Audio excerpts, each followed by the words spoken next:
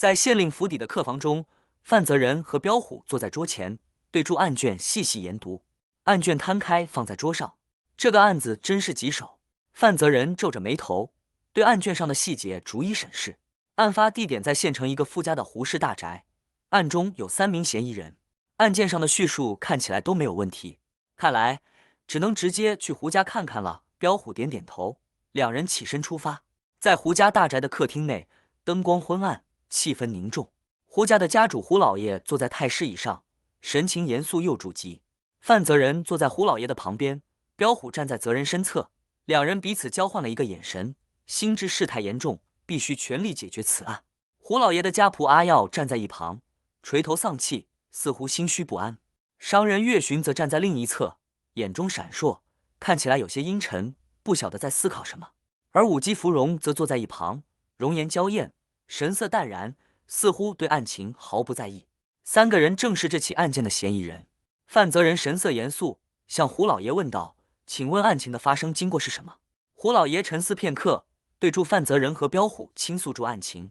那天我府上有宴会，是要展示我得到的某样珍宝金玉所珠，它一直放在我胡家的宝物库中，那是一件价值连城的珍宝。结果展示过后，当晚下人却急忙来报说金玉所珠被盗走了。说来也怪，凶手只针对那件物品，其余的珍宝却都还在，才判定不是一般贼人作案。那件物品真的非常宝贵，我费了好大功夫才得到的，请范大人尽快帮助我找回失物。在胡家大宅的宽敞大厅中，范泽仁和彪虎看向坐在一旁的3名嫌疑人，气氛沉重，大厅中的空气仿佛凝结了一般。阿耀，你可以告诉我们你当晚在何处吗？范泽仁的声音平静而坚定。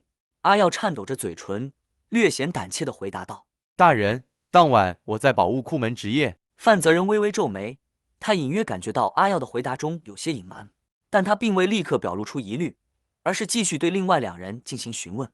岳寻，你与胡家有何往来？范泽仁的目光锐利地扫过岳寻，试图捕捉到一丝破绽。岳寻面容严肃，一字一句的道：“大人，我只是一个普通的商人，时常走南闯北，无意间得知胡家藏宝，特来寻找。”彪虎在一旁注视着岳寻的神情，感受到了他的不自然。最后，范泽仁转向舞姬芙蓉，他身姿轻盈，似乎对于此刻的局势毫不在意。芙蓉，你能告诉我们你当晚的行动吗？舞姬芙蓉优雅的微笑，摇摆住手中的舞袖，轻声道：“大人，我当晚来到胡家只是为了一场表演，并未涉及其他事务。”范泽仁凝视着芙蓉，感受到了他言语之间的淡然。这位舞姬肯定不像表面上那样简单，她似乎藏有更多的秘密，但她从容不迫的态度让人摸不住头绪。阿耀赶紧开口说道：“大人，我可以发誓，我绝对没有偷东西的。”范泽仁冷静地观察着阿耀的表情和眼神，心中有所疑虑。他向阿耀问道：“你是否能自由进出胡家宝库？”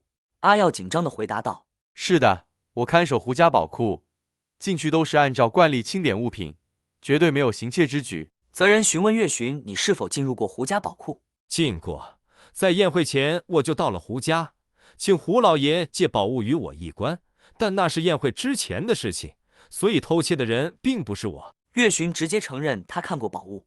范泽仁点了点头，然后转向坐在一旁的舞姬芙蓉：“你从未进过宝库？”“是啊，我从未进过宝库，到了胡府后，我都在房间练武，并没有出过房门。”“那你对这起案件有何看法？”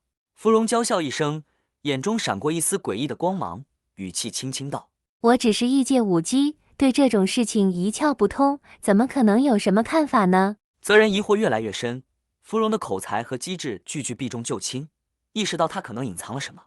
他看向彪虎，彪虎点了点头，表示已经注意到了这一点。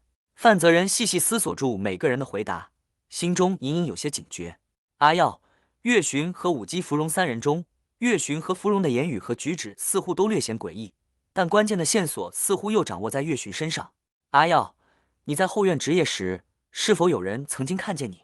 范泽仁对阿耀进一步追问。阿耀略显慌张地回答道：“大人，当时没有人在场，我独自一人值夜，其他人都忙住宴会的事情。”接着，他转向岳寻，再次询问：“岳寻，你为何对金玉所珠如此渴望，甚至不能等到宴会当天再看，还要提前借阅呢？”岳询面露尴尬之色，叹息道：“大人，我生来就是商人，对于财富宝物的渴求在所难免。况且宴会上肯定只是稍稍展示，哪有近距离看来的清楚？但我借阅是在宴会之前，宴会的时候还有看见金玉锁珠，丢失肯定和我没关系。”范泽仁心中一动，他感觉到了岳询的心虚。他心想，商人只对某一种宝物有兴趣，很不正常。何况胡府宝物众多，为何其他的宝物他却从未向胡老爷问起？最后，他转向舞姬芙蓉，轻声问道：“芙蓉，你当晚在胡家的大厅中，是否见过胡家的宝物？”当然有，当晚有展示给宴会上的宾客看，我当时也在宴会中，当然看见了，那宝物真的是很美呢。不过我一个小小的舞姬，自然是不会对宝物有什么想法。他笑得魅惑，生来就有双勾人的眼神。后来呢？宴会当晚，你们各自都在做什么？我整夜都在守夜，吃的东西也是其他人送来，半步不离宝物库。阿耀仍然神色紧张，岳询接着说道：“我晚上都在宴会中，宴会结束有在胡府散步消失，但没有见过阿耀，也没有去过宝物库。”芙蓉微笑住，神情自若地回答道：“范大人，当晚我为胡老爷表演了一曲歌舞，表演完之后就去沐浴更衣，之后就回到宴会当中喝酒吃席了。外面都有仆人为我作证。”他感受到了芙蓉言语间的轻蔑，似乎对于此刻的询问毫不在意，好像在说将他列为嫌疑人是件很可笑的事情。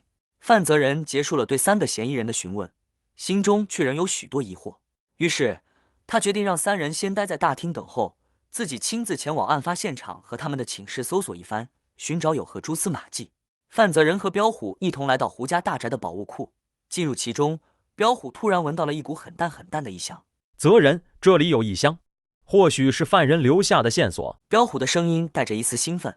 彪虎因常年在山中狩猎及采集，加上过人的身体素质及武学造诣，因此拥有远超常人的五感。泽仁顺着彪虎的指引，也闭上眼睛仔细地闻着，果真发现有一股很淡的香味。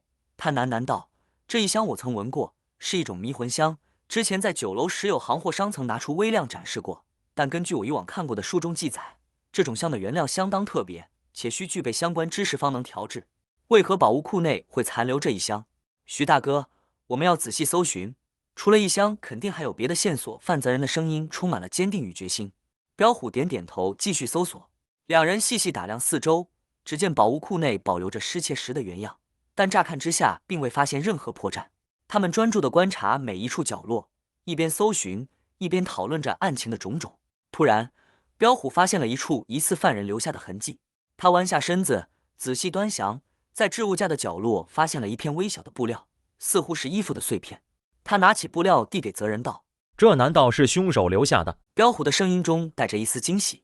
范泽仁凝视着手上的衣服碎片，是一块翠绿色的布料，接着用手指搓揉了一下，并靠近鼻子嗅了嗅道：“这布料的异香味尤为明显，而且材质相当特别，几乎可以肯定是这布料的主人使用了异香。走吧，徐大哥，宝物库搜的差不多了，我们去嫌疑人的房间看看。”说罢，两人一同离开宝物库，动身前往嫌疑人的房间。首先是商人岳询的房间，他们走进岳询的房间，房间中散发着一股淡淡的异香。彪虎皱了皱眉头，他敏锐地感受到这种异常。泽仁，他的房间有那股异香，加上他去过宝物库，他就是凶手。泽仁随后也闻到了异香，他保持冷静，并未妄下定论。徐大哥别着急，只是有相同气味并不足以定罪，还是先搜一搜房间，看看有无其他线索。泽仁与彪虎对岳询的房间进行了仔细的搜索，渐渐的，他们找到了一些看似无害的物品，但在泽仁的眼中，这些物品却彰显出了不寻常之处。接着，泽仁凝视着房间四周，渐渐的，他的目光停留在一个角落，发现了一个藏匿的相当巧妙的箱子。他弯下身子，打开箱子，里面放着一些看似无害的物品，但其中却有几件引起了他的怀疑。彪虎也跟住走了过来，他们一同对这些物品进行仔细的检查。如果喜欢今天的故事，再麻烦订阅、按赞、留言、分享，并记得开启小铃铛。这里是图说故事录，我们下次见。